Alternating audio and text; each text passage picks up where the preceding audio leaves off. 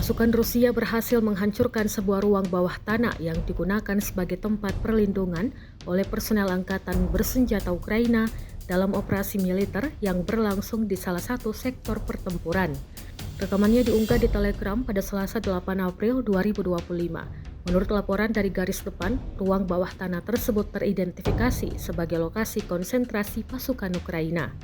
Setelah dilakukan pengintaian dan konfirmasi visual, pasukan Rusia melancarkan serangan dengan melemparkan bahan peledak langsung ke dalam struktur perlindungan tersebut.